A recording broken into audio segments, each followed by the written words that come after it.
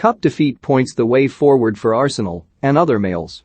Start your week right by sending your mails to football365.com. Not upset, just concerned at Arsenal losing to Nottingham Forest in this season where we absolutely need top 4 and don't need the extra games is no disaster. The average age of our front six was 21 years old. Nottingham were excellent too and deserved the win. But the concern is how players look tired. Saka and Odegaard in particular. Which is the bigger concern, given we have really no squad depth and so many games. Kolasinac being the only senior player available for the third sub speaks to that. Arsenal need to make signings and fast. At least one central midfielder and striker, but potentially even 2 of each, potentially 1 loan, 1 buy in each position, so we can offload Eddie, who showed his limitations today, and have options that let us rest some of the younger players. Tom, Cedric is utter pony too. If we can get Atletico to take him for free we'll be mugging them off. Walthamstow North London is white. I've gotta say that no more red shirt looks great on the Gooners. It's a lovely shade of lily white. First they move into our end of London, now they take our shirt. Harem.Quolf, never catch us wearing red THFCPS. This is satirical, I'm aware of the great cause behind it, and it would behoove us to get involved in the bracket at opposite direction. Magic of the Cup. The FA Cup may have less heft than it used to. But that is a cup I'd love to win. Whether in victory or defeat. The finals against Everton, Arsenal, West Ham, Chelsea, United and Wimbledon were games I'll never forget.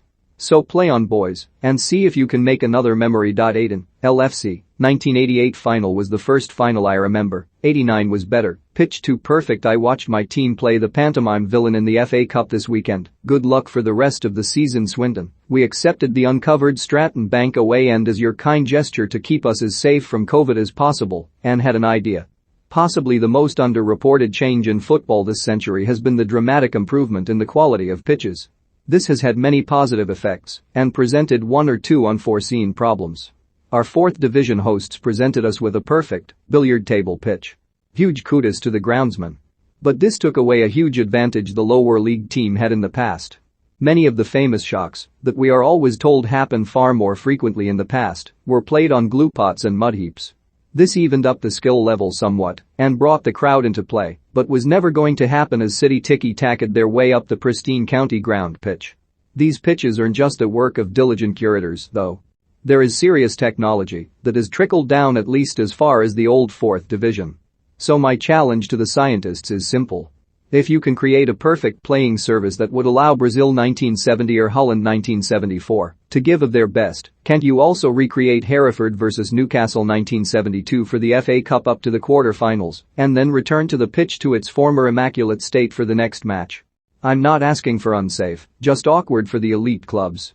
I also think this is far from the worst idea I have heard for preserving the trademark magic of the cup. It's not all lost. There was some decent parka action from the pitch invaders when Forest scored. It warmed the heart. Mark Meadowcroft's system over individual, the issue of when United last had a great midfield, always seems to revolve around naming specific players. The point of the modern game, at least under teams like City, Liverpool and Chelsea, seems to revolve around having a playing philosophical and training players to fit that style. Most people would not name any of the Liverpool array of midfielders as their first choice to bring in. Would United earmark Henderson, Milner, Jones, etc. as top picks? Doubtful. They might find a role for Fabinho or perhaps Thiago, but only if pushed. They want a big-name player. The one player who will fix it all.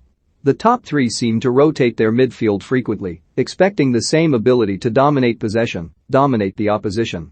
Just look at Klopp, who was happy to jettison Coutinho, considered Liverpool's best player at the time, while he molded the rest of the players to play the way he wanted, not held back by a star who needed to play their own way.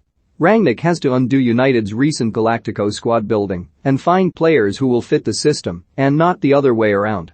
Finally, on which 2 players would make Klopp or Pep's team? Not sure I could pick 2 based on my prior point. But Greenwood would not be on the list. He seems totally incapable of following instructions. Superb latent talent but little tactical intelligence, the latter being essential for Klopp and Pep. Look at how Foden was brought through by Pep or the plaudits Morton received from Klopp by confirming to his system. But Rashford would probably be one and just can't think of any others in that squad right now. Paul McDevitt televised games, so this weekend, I eagerly sat down at 1:30 to watch the Liverpool-Shrewsbury game and started flicking through channels confused as to why I couldn't find the game. After a Google search I found out it's not televised. A further Google search revealed this is because fans can watch in the stadium, which is true unless you happen to not be one of the 50k fans who got a ticket. The FA and football in general is always talking about cracking down on pirated streams.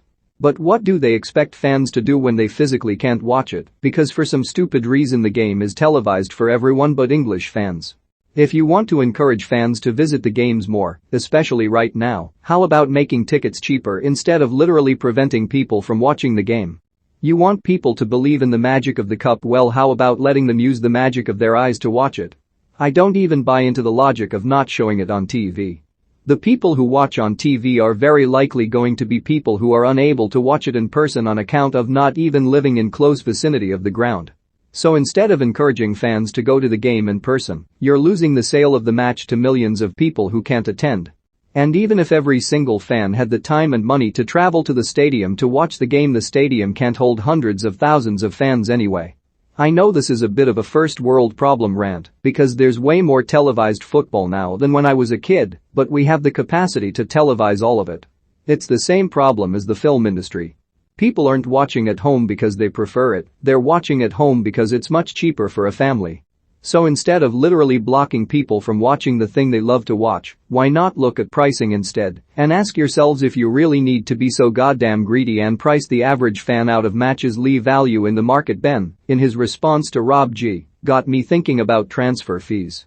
Regardless of where the peak record transfer fee at the time is, it used to be rare that the record was broken or other players went for a similar figure, and a player going for massive amounts relative to the time were real game-changing signings. Shearer, Ronaldo, Figo, Zidane, Baggio, Maradona, Denilson, etc. These days it seems that any old average player is sold for figures in the ballpark of the top players. Football is weird these days. Paul.